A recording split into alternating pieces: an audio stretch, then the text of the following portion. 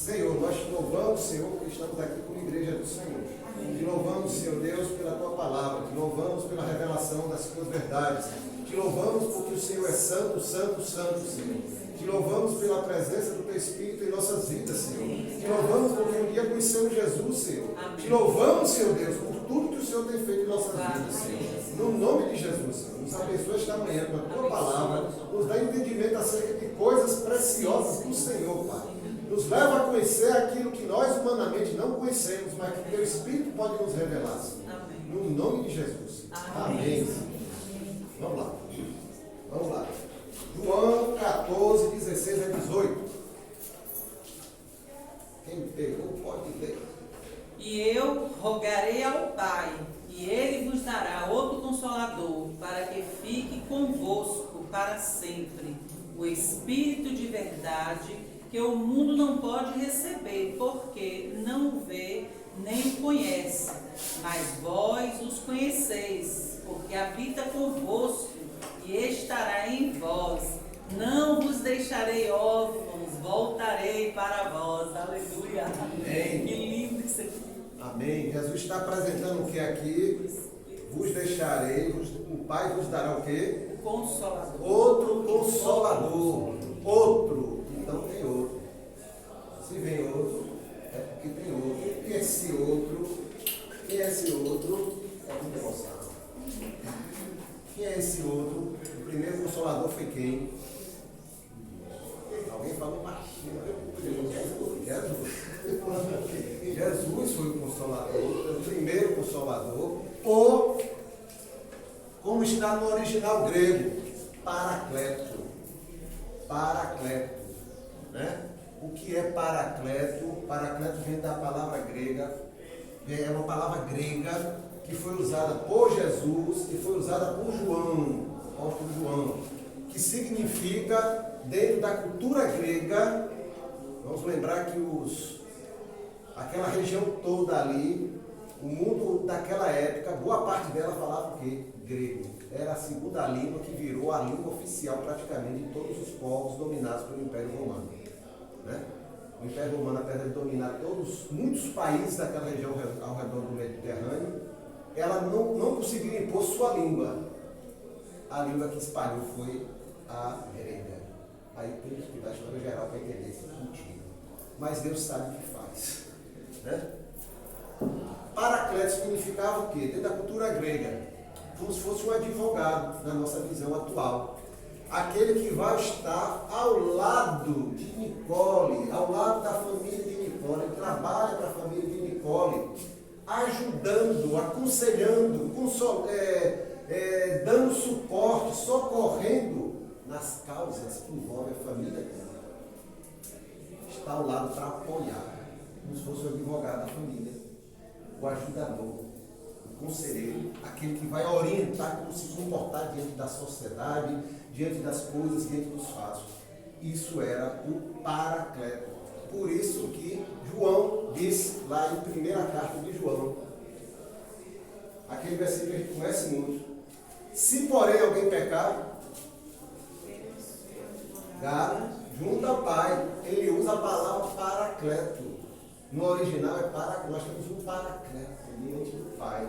Então Jesus é o nosso Paracleto, é o nosso ajudador diante de quem? Do Pai. É Ele que intercede por nós diante do Pai. Ele é teu Paracleto diante do Pai. Teu ajudador, teu conselheiro. E é Ele que te apresenta ao Pai, Ele que te defende a tua causa diante do Pai. E ele tem conhecimento de causa na prática. O Paracleto, na grega, ele tinha que conhecer a família, tinha que conhecer toda a realidade, para ele poder defender como substância. E Jesus nos conhece. Né? Então, Consolador, Paracleto. Né? Essa palavra Consolador foi na tradução para o português. Acharam que Consolador transcrevia melhor. Só que Consolador na nossa cultura portuguesa, brasileira, é aquele que consola aquele que está triste, né? Está chorando. É também uma das suas funções, mas não é a única função. As várias funções do Espírito Santo, entre elas deve ser consolador. Mas o Espírito Santo é aquele que guia, que é conselheiro, ajudador, e a gente vai estudar daqui a pouco, né? 16, de 1 a 4. Tenho-vos dito essas coisas para que vos não escandalizeis. Expulsar-vos-ão das sinagogas. Vem mesmo a hora em que qualquer que vos matar cuidará de fazer um serviço a Deus. E isto vos farão porque não conheceram ao Pai nem a mim. Mas tenho-vos dito isto a fim de que, quando chegar aquela hora, vos lembreis de que já vos tinha dito. E eu não vos disse isto desde o princípio porque estava convosco. O Espírito Santo como paracleto. Qual foi o contexto que Jesus apresentou o Espírito Santo? A gente está vendo aqui. Esse versículo resiste, esses 3 versículos resistem bem. Qual era o contexto? Jesus está nos últimos dias e ele começa a falar muito claramente aos discípulos acerca desse. Bom dia. Tem que parar, né?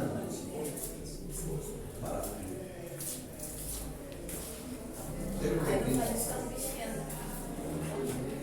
Sorrando, pausando, sentou, agora vamos começar. Professor, licença. Posso pegar? A chamada? Salário? Obrigado. Obrigado, salário. Amém. Pronto. Qual é o contexto? Jesus está nos últimos dias. Sabendo que vai ser preso, será traído, preso, crucificado e tal. Então ele começa a preparar os discípulos para diversas coisas. Entre elas, de que eu irei, mas o Pai vos dará outro Consolador. Jesus está começando agora a falar de coisas que vai, na cabeça dos discípulos, vai virar o quê? Tradução de problema. Ah, vem problema, o mestre vai embora. E a gente, como é que fica? E ele ainda fala mais. Mais adiante ele diz, e vocês serão perseguidos, vocês serão expulsos, vocês sofrerão oposição. Ele começa a fazer a lista de coisas, a gente havia lido principalmente no Evangelho de João, a partir do capítulo 14, principalmente em diante. Ele só fala de problema. É nesse contexto que ele diz, mas virá outro que estará com vocês. Ele estará com vocês. O Espírito Santo estará com vocês. Vocês não vão ficar órfãos. Vocês não vão ficar sós. Foi dentro desse contexto que Jesus apresenta o Espírito Santo virá. Mas é necessário que eu vá para que ele venha. Né? Então, o que é que Jesus está apresentando dentro do contexto? A gente vai pegar ali João 14, João 15, João 16, João 17, João 18. Jesus começa a falar abundantemente de várias coisas. No meio desses assuntos, fala muito do Espírito Santo. O Espírito Santo aqui é uma pessoa. Eu vou. Vocês estão se relacionando comigo. Ele virá e estará com vocês. Eu tenho que ver. É outra pessoa da divindade que eu tenho agora que me relacionar também. Vocês vão conhecer o Espírito Santo. Domingo que vem nós vamos ver o Espírito Santo no Velho Testamento. Então não vamos falar dele agora, porque no domingo que vem a professora Pedro está ministrando sobre o Espírito Santo no Velho Testamento. Né? Então ele é uma pessoa que eu preciso conhecer, me relacionar. Esse é o Espírito Santo. Por isso que Jesus disse, ele virá. Eu estou indo e ele virá. Foram 3 anos. E mais alguma coisinha que eles se relacionaram com Jesus. Agora vai vir o Espírito Santo, que virá para também se relacionar. Ele tem a divindade. Então, quando Jesus estava na terra, o Espírito Santo não estava habitando. Está. A gente vai ver domingo que vem nesse detalhe aí.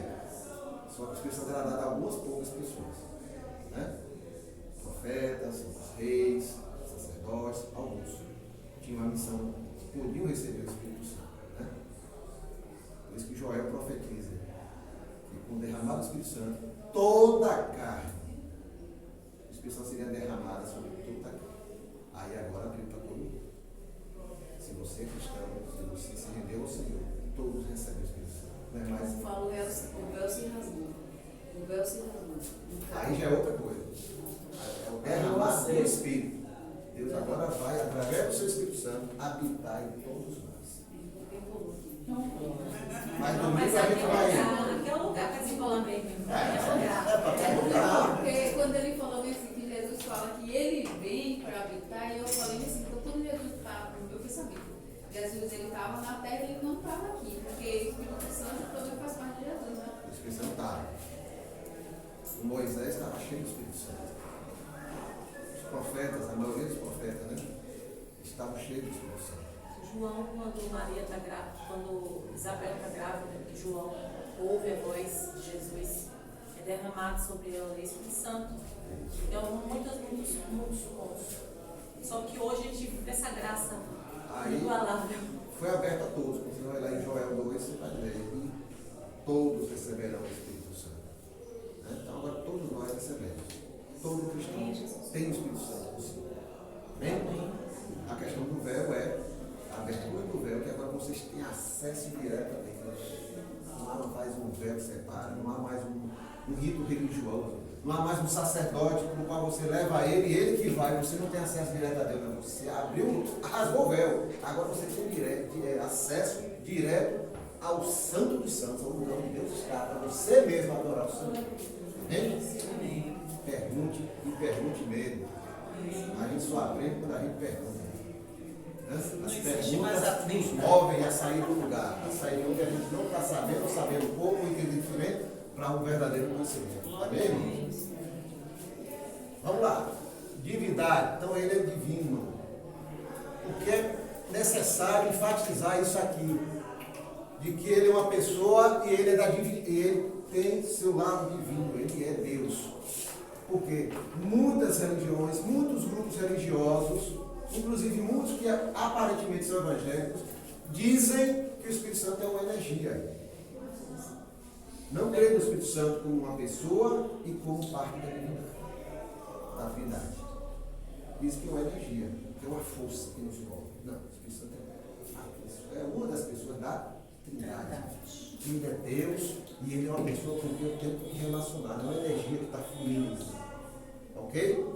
Então a gente desbarata isso aqui. Jesus está dizendo, ele vem para estar com você. Não é uma energia que vai fluir de vocês, vai brotar de dentro de você, não. Ele é uma pessoa que vai vir para estar com vocês. Porque se fosse uma energia, ele estaria em qualquer pessoa e em todo um ambiente. Mas como ele é uma pessoa, ele só está com quem recebe Jesus Cristo como Salvador. Amém. Isso. E ele tem um ministério. Né? E ele tem um ministério. Qual o ministério do Espírito Santo que Jesus está falando dentro desse contexto que ele apresenta? De João 14 até João 18. Ele vai defender vocês. Vocês vão ser acusados, vocês vão ser expulsos, vocês vão ser perseguidos. Mas ele colocará na boca de vocês o que vocês têm que falar. Aleluia. Vem dele. Ele vai fortalecer. Ele vai te dar força. Você não sabe como é que você vai fazer o negócio. Para você ver se você está se sentindo forte. É o Espírito Santo brotando, transbordando em você, te impulsionando a fazer algo que você pensava que você era fraco. Ele vai te encorajar.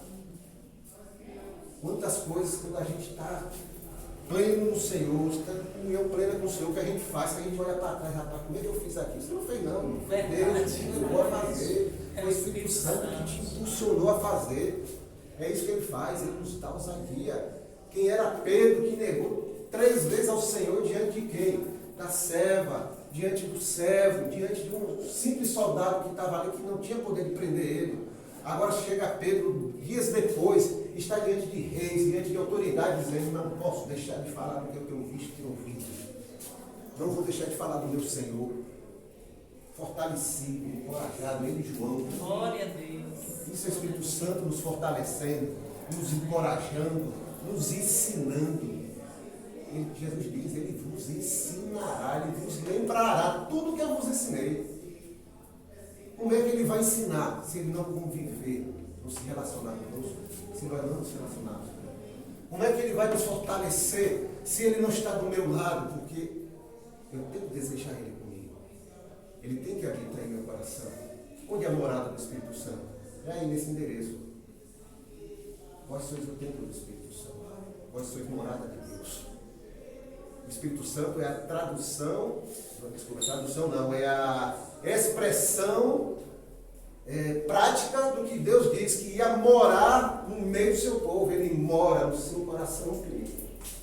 Ele mora na tua vida, ele diz, você é templo do meu Espírito. Ele está conosco. O Espírito Santo está conosco, está com a igreja. Enquanto a igreja estiver aqui na terra, o Espírito Santo está aqui, habitando. Ele só sai com a igreja. Só sai junto com a igreja. E ele consola. E ele consola. Ele também consola. Eu, talvez resumindo, pode ser assim, ele auxilia no processo de edificação. Olhando todos os aspectos, Resumindo, que é a né? edificação. Né? É ele que vai fazer, completar a obra que Jesus inicia na nossa vida. Mas aí há um contexto daquilo que a gente faz em volta, né? O envolvimento do ser humano com o Espírito Santo. Que aí a gente tem que abrir esse acesso, tirar aquilo que Nicodemos recebe de Jesus quando Jesus Cristo fala para ele: é necessário você nascer de novo. Nascer de novo com um homem que sabia tudo da palavra, da letra. Nascer de novo, sai fora de suas convicções e recebe de mim. E aí é o processo de recomeçar, de reativar a vivência com um ser que a gente não vê, mas que é audível, totalmente amigo. Porque Maria está lembrando dessa parte aí de Nicodemos, porque, como você lembra aí, quando Nicodemos questiona Jesus lá no meio da sua conversa com Nicodemos, aí ele diz que ele falava, Jesus está dizendo: Nicodemos, eu falo do que eu tenho visto e ouvido do Pai.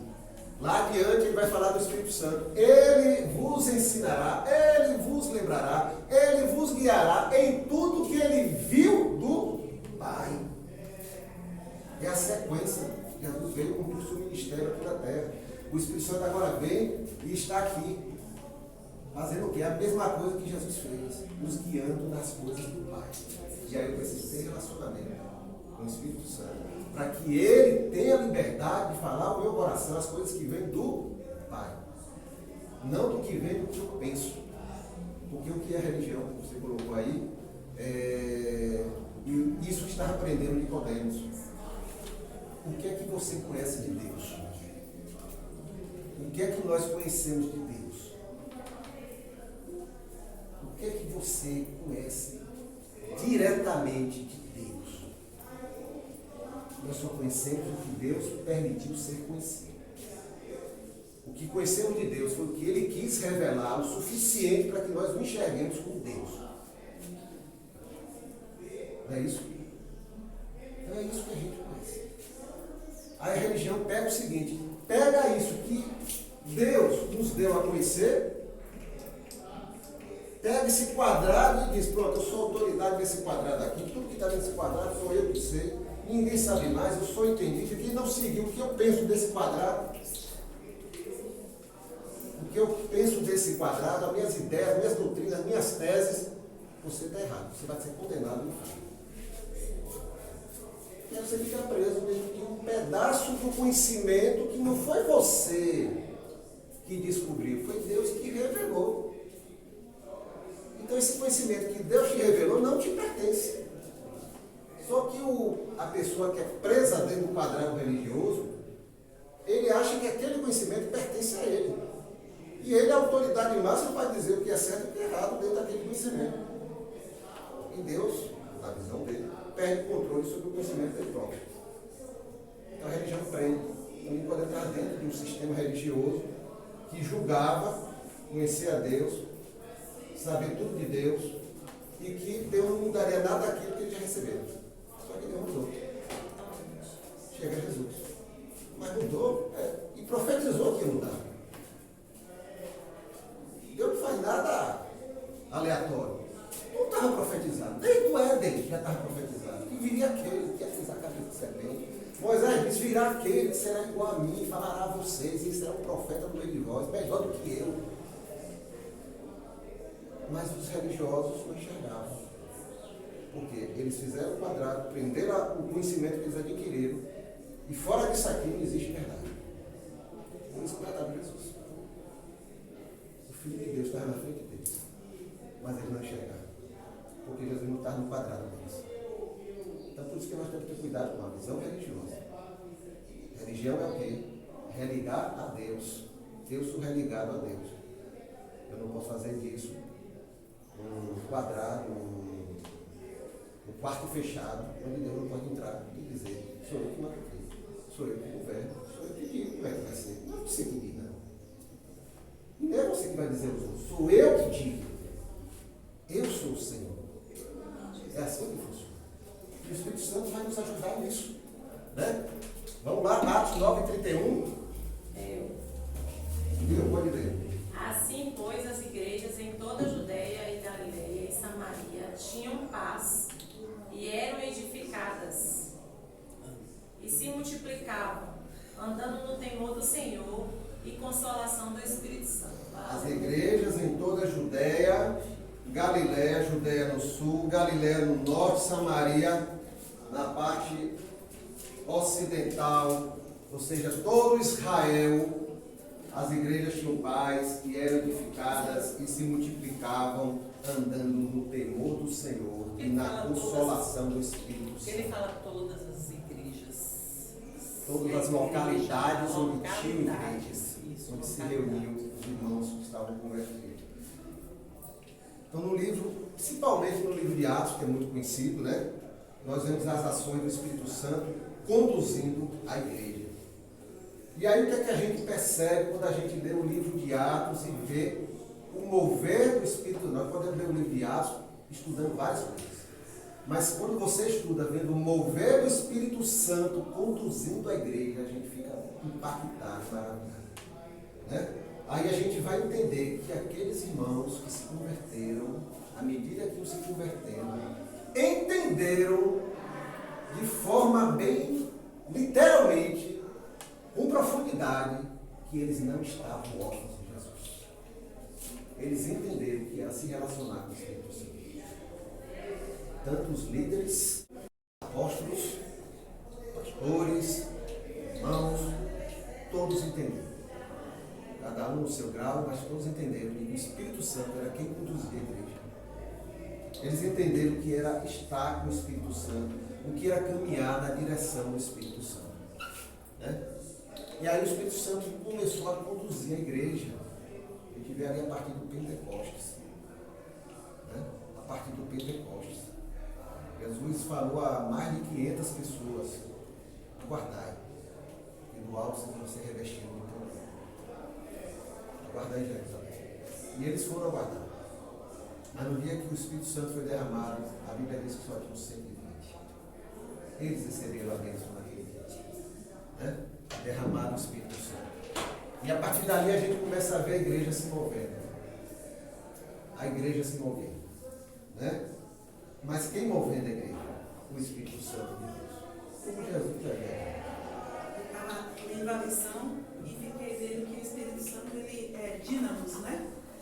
E eu fiquei comparando com a dinamite, que a gente conhece, e o que é que a dinamite faz quando ela explode. Né? E aí o Espírito Santo entrou em cada um que estava ali no dia de Pentecostes e provocou esse dínamos. E aí, por causa da perseguição, eles tiveram que sair de Jerusalém e todo lugar que aquele dínamos entrava, a igreja foi se multiplicando, crescendo. O dínamo se impulsionava. E não tinham mais como se segurar, eles eram levados pelo Espírito Santo, com ousadia, com intrepidez, com coragem, com determinação, porque eles estavam ali em nome do Senhor, conduzidos pelo Espírito Santo. Quem ia segurar? Ninguém. Ninguém. Podia vir prisão, podia vir se fosse. Eles iam em frente. Aí a gente começa a ver o Espírito Santo guiando, né? O Espírito Santo ensinava. O Espírito Santo ensinava. O Espírito Santo lembrava os ensinos de quem? De Jesus.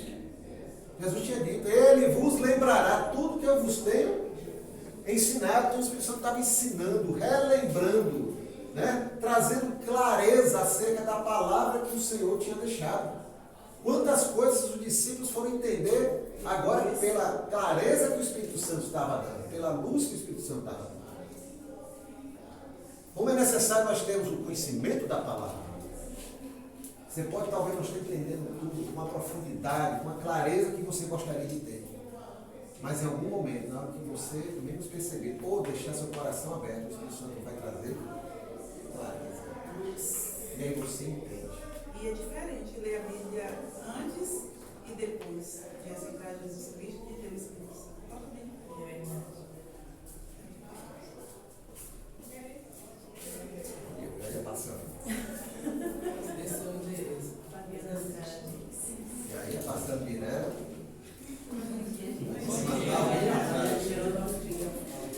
Tirou a pauta? Por boa presença. Prosseguindo, então o Espírito Santo promovia também o fervor espiritual no meio da igreja. Fervor, o que é fervor? Quem sabe o que é ferver uma coisa? Botar no fogo e o negócio começa a esquentar e borbulhar, fervendo. O Espírito Santo fervia, fazia o fervor espiritual, o louvor, a adoração, a proclamação, o serviço, a oferta, tudo era com fervor espiritual, promovido por quem? Pelo Espírito Santo, era ele que estava fervendo. Só ele. Fazendo a igreja ferver de fervor espiritual. Fervor espiritual. De você louvar o Senhor com entendimento, você adorar o Senhor com entendimento. Por quê? Porque o Espírito Santo é que conhece o Senhor, conhece as profundezas do Senhor. Então ele vem e nos mostra, você está adorando ao Deus vivo, verdadeiro. Aí a gente passa a ter um entendimento de adoração verdadeira. Por isso que Jesus disse, vocês adorarão o Pai em espírito e em verdade.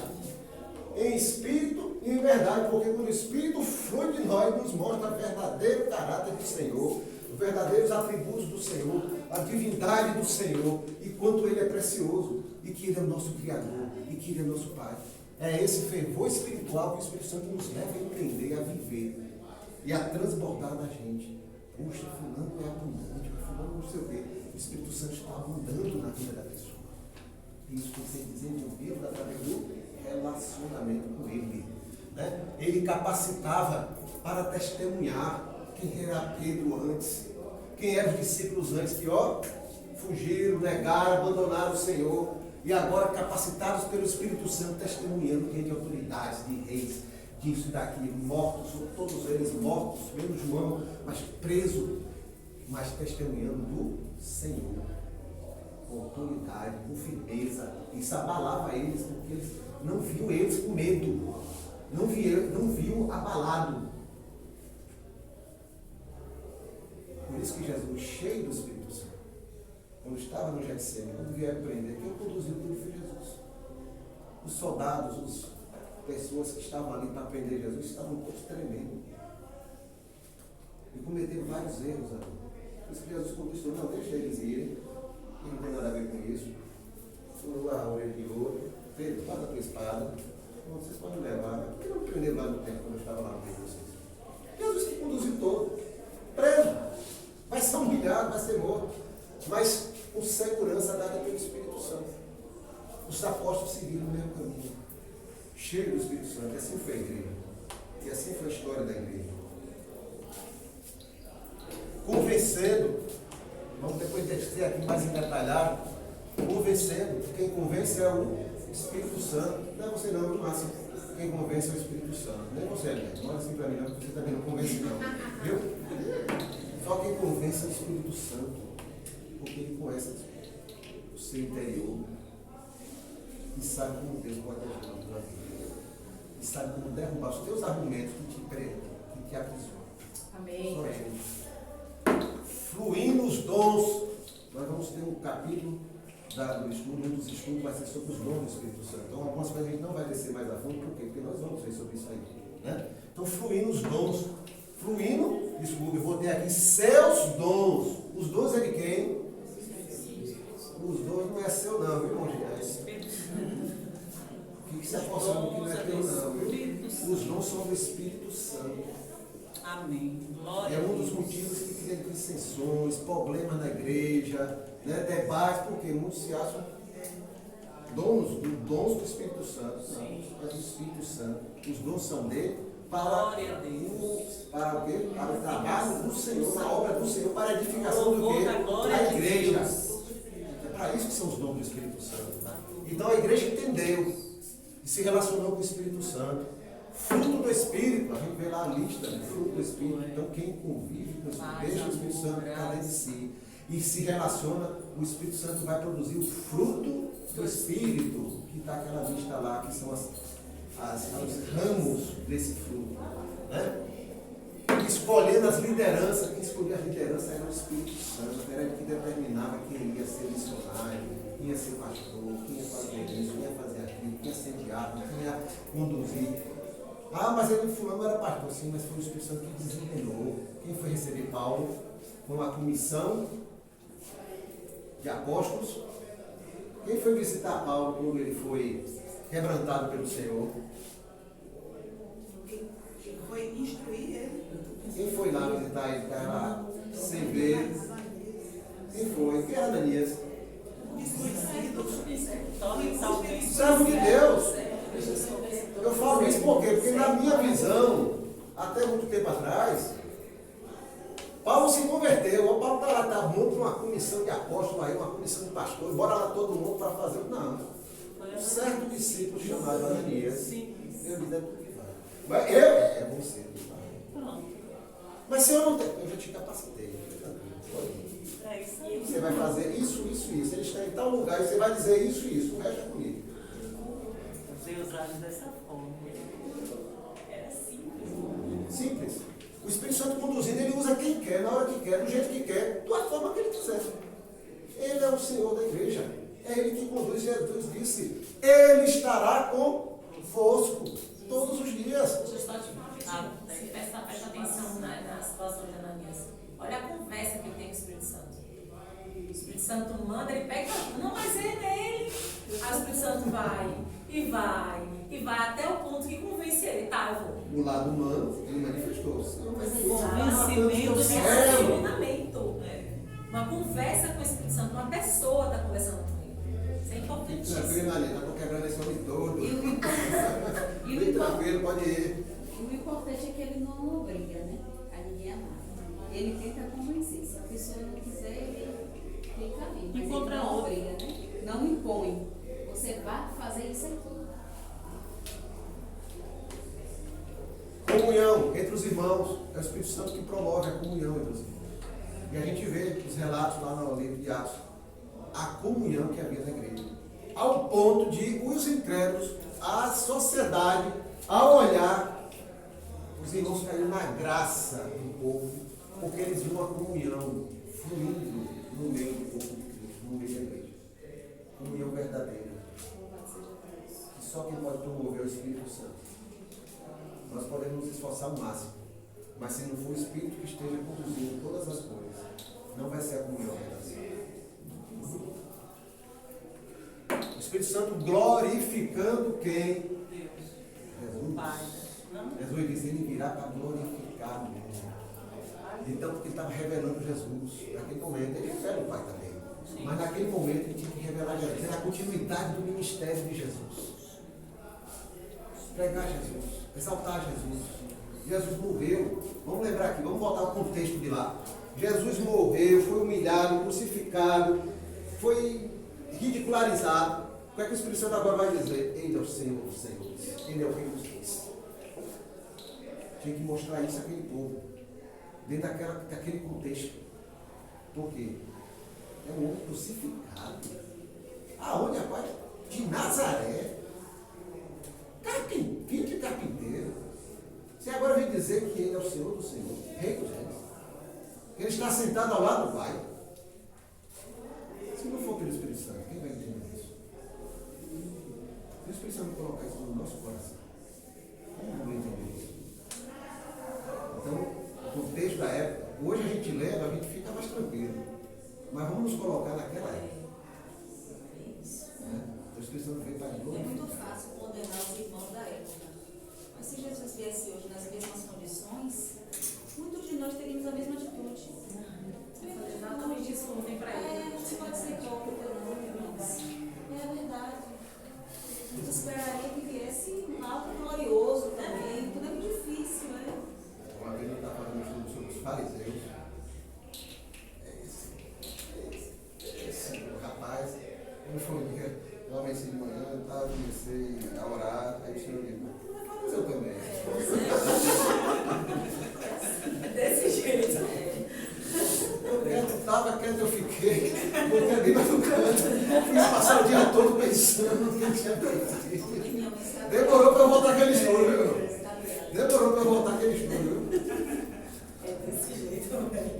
direcionando a igreja. Então a igreja ia na direção que o Espírito Santo conduzia. Aí a gente pega Paulo vai pregar o evangelho, está o roteiro todo pronto, aí o Espírito Santo diz, não, você não vai para a cidade não, você vai para... Fica aí, você não vai não. Mas Senhor, está tudo certinho aqui, eu fiz... Não, você não vai não. No outro dia, não, então vamos para tal lugar. Aí Deus de novo, você vai para tal lugar. É de tal lugar que eu te quero, mas vai mudar totalmente o meu roteiro. Não pode. Tua vida está nas minhas mãos. Vá, é para lá que você vai. E a gente vê quantas portas se abriram para o Evangelho. As pessoas conduzindo, e assim foram com a igreja. Atos relata muito a vida de Paulo, porque Lucas escreveu Atos para Paulo. E os demais foram espalhados, pregando o Evangelho também em várias cidades. Quando a gente vai estudar a história que foi registrada, nós vamos ver cada um deles em lugares diferentes. Né?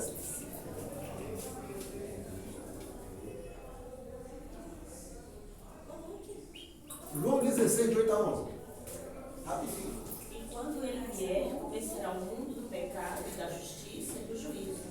Do pecado porque não crê em mim, da justiça porque vou para o meu Pai, e não me vereis mais. E do juízo porque já o príncipe deste mundo está julgando. Amém.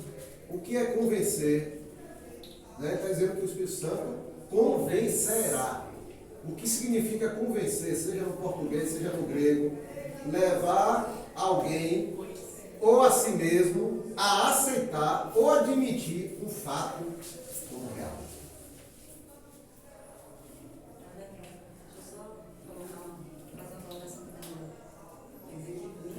Eu acho interessante esclarecer, né?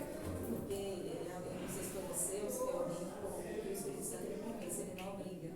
Aí ele estava fazendo um paralelo com a situação que Jonas passou. Mas ele não foi obrigado? Falei, Cortou uma volta danada, mas Deus queria que ele fosse a palavra mesmo. Não, obrigação. Não, ele não foi obrigado. Não é bem Quando ele obrigação. da baleia, ele se arrependeu, por isso que a baleia cuspiu ele fora. Ele sofreu as consequências da sua decisão de não aceitar ser convencido acerca daquilo ali. Na verdade, foi um chamado. Vamos pegar aqui. Você é profeta. Eu sou teu profeta. Onde o Senhor me mandar, eu vou. Beleza. Meu coração está nas tuas mãos. Beleza. Não, eu quero que você vá. Mas a mesma Mas não, é para pregar o arrependimento. Ananias foi conversar com Paulo, que estava numa situação, e se ele dissesse que não, ele ia mandar quem? Não. Ele não ia ser. Vamos botar Jonas de novo, vai entender Ananias também. Ele não ia do mesmo jeito, não. Qual foi o problema de Jonas? Qual foi o que a gente conhece muitas histórias de Jonas? Qual foi o motivo verdadeiro que Deus viu no coração de Jonas e pediu ele de cumprir? Porque muita gente diz que foi por medo. É a história que passa. Eu não entendi nele. Mas qual foi o motivo que Deus viu no coração de Jonas?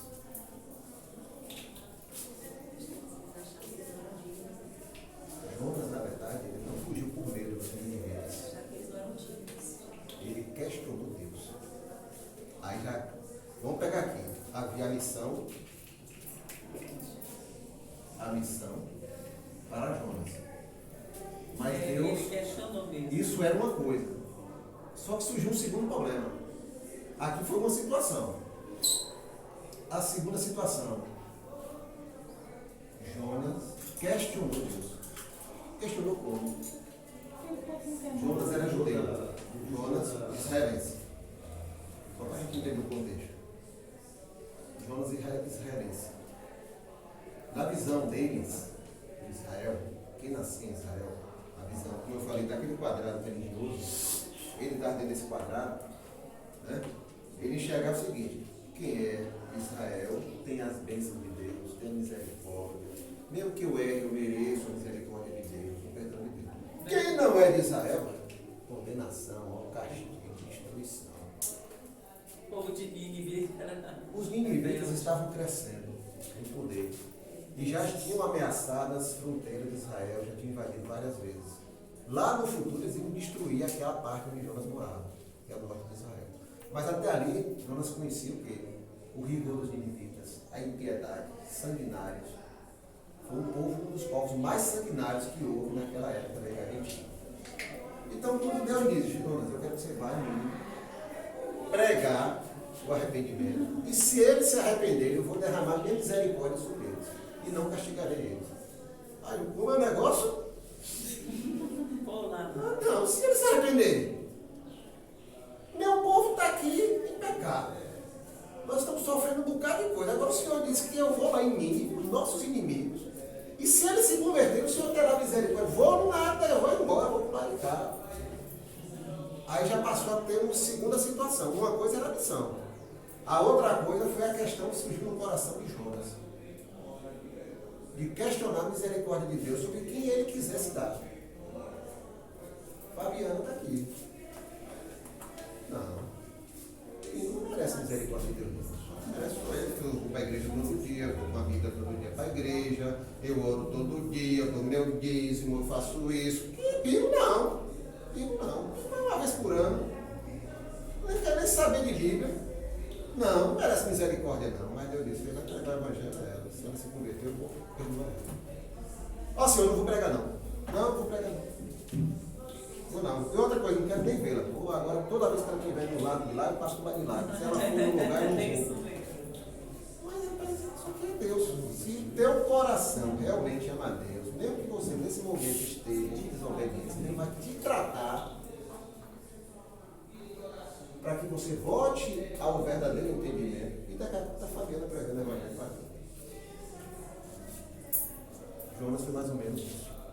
Deus teve que tratar o coração de Jonas.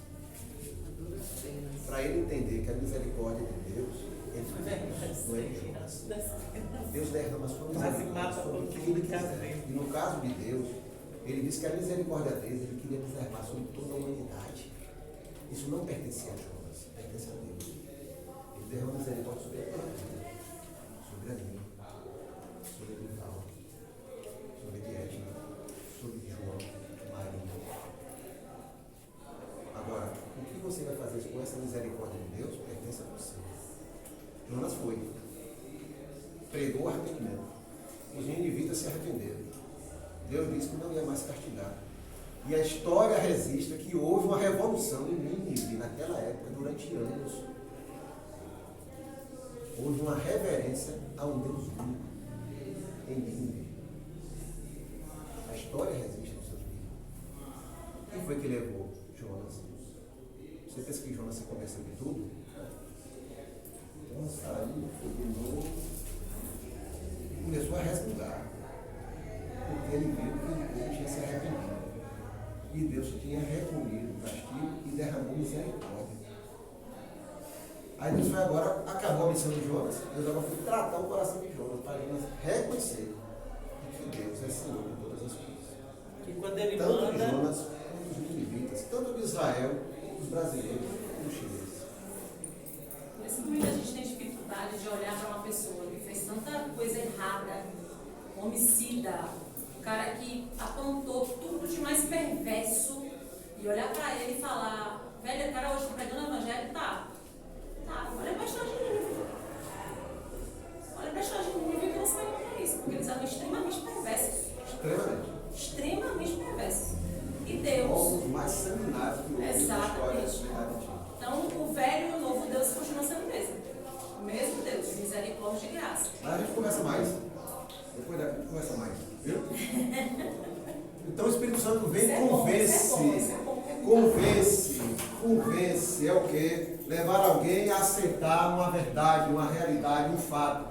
Convence o mundo do pecado. Por quê? Porque a mente do mundo está cauterizada pelo pecado, massificado. Ele acha que aquilo é normal, que isso aqui é minha vida. Isso é isso mesmo que eu tenho que viver. Então o Espírito Santo vem e convence do pecado. Você está no caminho do erro. Aí a gente vai ler. Não separei não. Efésios 1, de 1 a 3. Quem pode abrir rapidinho aí? Quem pode abrir rapidinho? Efésios 2, de 1 a 3. 2, de 1 a 3. Quem achar primeiro pode ler. Ele, por teu vida, estando vós mortos nos vossos delitos e pecados, nos quais andastes outrora, segundo o curso deste mundo, segundo o príncipe da potestade do ar, do espírito que agora atua nos filhos da desobediência, entre os quais também todos nós andamos outrora, segundo as inclinações da nossa carne, fazendo a vontade da carne e dos pensamentos, e éramos por natureza filhos da ira, como também os demais. O que é que Paulo está dizendo? Vocês, irmãos em Éfeso, antigamente vocês andavam no curso do mundo, vocês obedeciam o que a carne pedia, a mente de vocês estava corrompida, mas Deus os convenceu de que vocês estavam numa vida de pecado, escravos do pecado, e vos deu vida. Pela graça vocês foram salvos. Então o Espírito Santo convenceu do pecado, de que eles estavam longe de Deus, mortos, vivendo debaixo da condenação. Convence da justiça. Convence da justiça, ou seja, qual é a verdadeira justiça? É a justiça de Deus, não é a minha. Paulo tem um versículo, não me lembrei agora onde é que está. Que eu não quero ser encontrado debaixo da minha justiça, mas debaixo da tua justiça, Senhor. Porque a minha justiça é paga. O que é que a justiça do homem fez? Matou Jesus. Condenou e crucificou. O que é que a justiça faz contigo? Te perdoa. Então, nos convencer da justiça, a verdadeira justiça que provém de Deus, do juízo. É o Espírito Santo que nos convence de que um dia vai ter um ponto final. Deus é longânimo, Deus é paciente, Deus é amor, Deus é perdão. Mas um dia vai ter um ponto final na história do homem aqui na terra. E Deus vai julgar. Nos convence que vai haver um ponto final. O final de tudo. E nos convence que vai haver um julgamento. Todos nós seremos julgados por aquilo que vivemos aqui. Que cremos ou deixamos de crer. Então é Ele que nos convence dessas coisas. Nós pregamos, nós semeamos a palavra, mas quem convence é o Espírito Santo. Porque só Ele conhece o que está na profundidade de cada coração. O Espírito Santo nos guia em quê? Em toda a verdade. João 16, 13 a 15. Mas quando vier aquele Espírito de verdade, ele vos guiará em toda a verdade, porque não falará de si mesmo, mas dirá tudo o que tiver ouvido, e vos anunciará o que há de vir. Ele me glorificará, porque há de receber do que é meu, e vou há de anunciar. Tudo quanto o Pai tem é meu, por isso vos disse que há de receber do que é meu, e vou há de anunciar. Então o Espírito Santo é aquele que guia e anuncia. Como? Em toda a verdade. Nós vamos conhecer a verdade do Senhor, tudo que provém do Senhor. Porque ele fala do que viu e ouviu do Senhor, assim como Jesus falava do que tinha visto e ouvido do Senhor. Ele não fala de si mesmo, ele vem aqui para falar do Senhor, tanto de Deus como de Jesus. Assim é a Trindade, é um glorificando o outro. Né? Então ele não fala de si mesmo, ele fala da obra de Jesus, ele lembra do Senhor, ele nos leva a adorar o Senhor. Né? Ele dirá tudo que tem ouvido. O que é que o Espírito Santo transmite assim com Jesus? Tudo que ele viu e ouviu do Pai, ouviu de Deus. Ele anunciará o que há de vir. Então ele diz o que há de vir. O Espírito Santo está trazendo a nós entendimento de coisas que virão, trazendo clareza sobre as profecias, trazendo clareza sobre as coisas anunciadas do Senhor. E ele glorifica Jesus. Porque Jesus é o caminho, a verdade e a vida. Ele nos leva a conhecer Jesus. Ele nos aponta Jesus. Jesus nos leva para quê? Para o Pai. Né? E quais as consequências para nós fecharmos? Quais as consequências do desconhecimento do Espírito Santo? Nós falamos que ele é uma pessoa, que ele é da Trindade, que ele tem um ministério, que ele participou da fundação da igreja, que ele capacita, que ele escolhe, que ele ensina, que ele promove comunhão, que ele convence, que ele não fala de si mesmo, que nos revela a verdade. Quais são as consequências de não conhecer o Espírito Santo, como a gente falou aqui logo no início? Que nós precisamos conhecer o Espírito Santo, nos relacionar com o Espírito Santo, que parte da igreja não conhece o Espírito Santo, parte da igreja tem medo do Espírito Santo. Né? Qual é as consequências do desconhecimento? De não conhecer o Espírito Santo? É transformar o Espírito Santo em uma doutrina, botar dentro de uma garrafa, fechar, botar dentro de uma caixa e trancar. O Espírito Santo não é uma doutrina, ele é a pessoa da Trindade, ele está conosco, ele habita nos nossos corações. Não podemos limitar o Espírito Santo, ou da doutrina do Espírito Santo. Tenha cuidado com isso. Tudo bem que a gente às vezes está limitando o que a gente vai estudar, o que a gente vai debater, o que a gente vai aprofundar. Mas eu não posso ver o Espírito Santo como uma doutrina. Não. Ele é o Senhor habitando em mim. Isso é muito mais profundo. O Espírito Santo virou tema de estudos, tema de aulas, né? Tema para debates, virou teses teológicas, né? Teses teológicas, temas de livros. Esse negócio de transformar o Espírito Santo numa doutrina, num tema, numa tese, é falta de intimidade também. Porque ele vem para ser. Gostei da sua pergunta. Eu acredito que é um. Clarear o que eu falei. Não, tipo assim, eu estou dizendo assim, no sentido de, tipo, é um distanciamento, é um dizer assim, eu não sei. Pronto, deixa eu clarear, porque talvez você responda o que você está colocando. Porque a intimidade leva a gente a ver o Espírito Santo como nosso amigo. Pronto. Você chega para vamos pegar aqui, denominação Assembleia de Deus. Aí tem a parte teológica que vai definir o que a Assembleia de Deus vai crer ou deixar de crer. Assim é a presbiteriana, assim é a batista, assim é a metodista, todas. Aí dentro lá você estabelece as doutrinas, os ensinamentos, que aquela denominação vai acreditar, né? O que diz acreditar. E aí está lá os temas, doutrina do Espírito Santo. O que eu quero dizer é, eu não posso ver o Espírito Santo como um dos itens da minha doutrina. Objeto de estudo. Entendeu? Que eu tenho que estudar, que eu tenho que conhecer, tenho. Eu estou dizendo que eu não posso, limitar. O estudo, mas eu não posso ver, hoje eu vou estudar sobre o Espírito Santo. Pronto, eu vi lá, terminei, agora não quero nem saber do Espírito Santo. Não adianta. Entendeu? Então eu tenho que ter cuidado com a minha postura, de eu não transformar o Espírito Santo no tema. Eu gosto de estudar sobre o Espírito Santo. Você se relaciona comigo? Porque se você se relaciona, você está estudando todo dia. Não é? Você está examinando todo dia. Boa pergunta, né? E tem um versículo também, alguma passagem assim na Bíblia sobre essa ação do Espírito Santo, como você estava falando lá de Atos, né? Que repartiam as coisas, viviam em alegria. Aquele povo era um povo diferente, né? É isso que Deus quer de nós. É uma diferença, que façamos diferença aqui. Porque eles repartiam, começaram assim, né? Repartindo as coisas uns com os outros. Quem tinha dois, dava um para alguém. E vivia aquela harmonia entre a igreja. Era uma igreja harmoniosa naquela época, né? Hoje a gente vive também isso, né? Bem diferente lá, mas a gente vive, a gente tenta, né, fazer esse trabalho assim. Mas era uma das características do Espírito Santo. É esse desapego que o pastor está até pregando sobre isso. Esse desapego às coisas. Por exemplo, se o Espírito Santo te tocou para você fazer determinada coisa, vai lá e faz. Sem pestanejar, Deus falou, vai lá e faz isso. Toma, ó irmão, senti de Deus, toma aqui. Ó irmã, vai lá em casa que eu tenho algo para... Eu acho que a função do Espírito Santo em cada pessoa é diferente. Né? Ele vem e ele te orienta. E alguns ouvem, outros não. Então isso é questão de relacionamento mesmo com ele. Por desconhecer, eu crio motivo.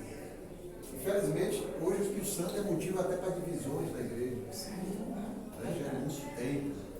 Virou motivo para divisões. Eu creio desse jeito, eu creio daquele jeito, aí cada um vai formar uma igreja diferente. Lá dentro, não, eu creio desse jeito, mas eu creio com essa variação. Não, eu creio nessa variação. Lá dentro da divisão já tem outra divisão. E aí vão divisões em cima das divisões. Né? Qual o motivo? O Espírito Santo, né?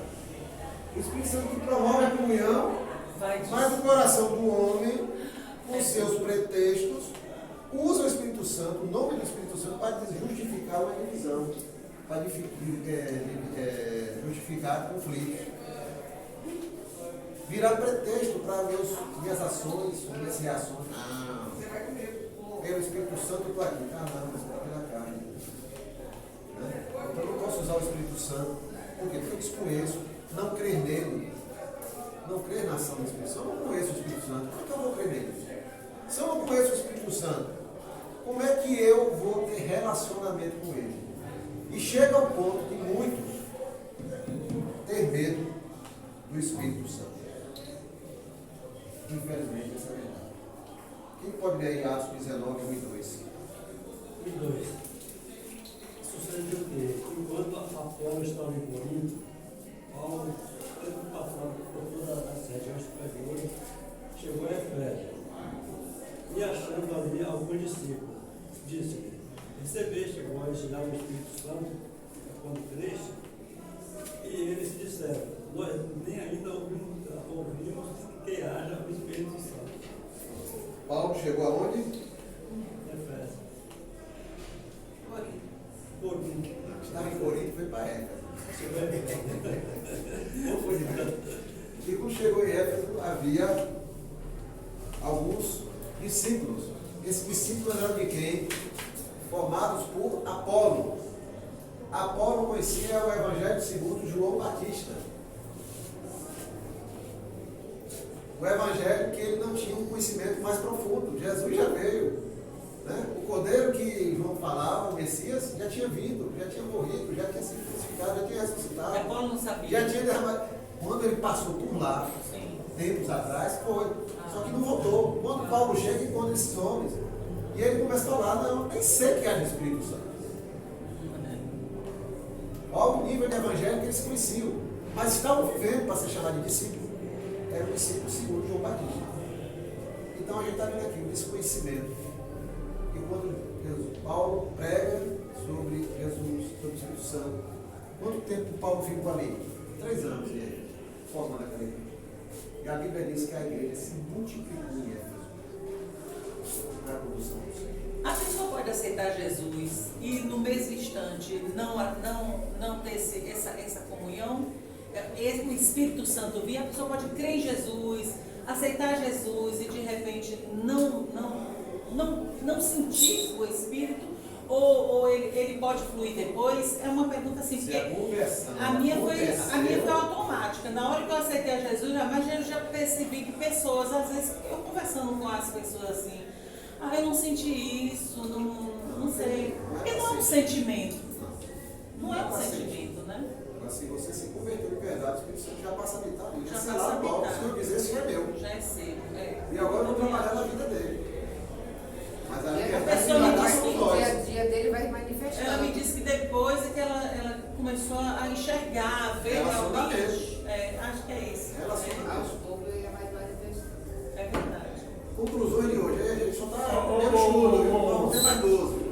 Mais 12 semanas aí. Você falou aí de Jonas, né? Da questão de Jonas. Jonas, digamos assim, o Espírito Santo mandou Jonas fazer essa missão, digamos assim. Ele relutou, né? Ele questionou, digamos assim. E de uma certa maneira ele tinha o Espírito Santo. Né? Mas mesmo assim, nós como seres humanos, temos eternamente esse caminhar para que o Espírito Santo haja em nós. Você vê que Jesus queria dar uma missão para ele, para que não só Israel fosse abençoado, o próprio inimigo, o pessoal de Nínive, que era violento, mas Jesus queria derramar a misericórdia. Né? Mas ele só queria, muitas vezes, na visão dele, ele achava que a bênção, que a misericórdia de Deus, deveria ser só para ele, bom para ele. Entendeu? Conclusões. Não estamos órfãos. O Espírito Santo está conosco. Jesus deixou esse paracleto, conselheiro, guia, ajudador, fortalecedor. O Espírito Santo está conosco, irmãos. Ele é uma pessoa. Eu preciso me relacionar com ele. Eu não posso tratar ele como uma doutrina, como uma tese. É esse sentido que a gente dá. Ele é uma pessoa que eu preciso me relacionar. Nós somos o templo do Espírito Santo. O que é que ele quer? Transbordar dentro desse templo. A glória do Senhor se espalhar a partir das nossas vidas e atingir outras vidas. A igreja não pode abrir mão do Espírito Santo. A gente viu como ele conduziu a igreja. A igreja do Senhor Jesus não pode abrir mão do Espírito Santo. É ele que conduz a igreja. Você vê o próprio sentido que a irmã falou aqui de dínamo. Dínamo que é movimento. Então é ele que move a igreja. Né? A igreja, sem o Espírito Santo se movendo, é um ônibus sem motor. É um barco sem vela, sem motor. Extrema dificuldade para viver em caminho. Só Ele convence. Todo mundo aqui pode pregar à vontade, mas só Ele convence. Nosso papel é pregar, semear. Ele é que convencer. Amém? A igreja precisa conhecer o Espírito Santo. E essa decisão parte de cada um de nós. Porque na hora que 12 conhece o Espírito Santo, quem conhece o Espírito Santo e que vive esse relacionamento, os demais também são contaminados pela alegria de ver alguém andando com o Espírito Santo. Vamos de pé e orar. Conversa demais. Também acho, né, professor? Eu vou abrir pouco.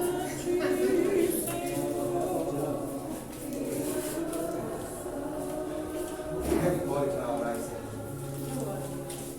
Senhor Deus, nosso querido Pai, nosso eterno Pai, obrigado por essa missão, Senhor, por essa jornada que começa, Pai. Que o Senhor possa nos ajudar a continuar caminhando e conhecendo o Senhor nesses momentos. Amém. Conhecendo o Teu Espírito Santo. Que no nosso dia a dia nós possamos nos lembrar que o Espírito Santo está conosco. Amém.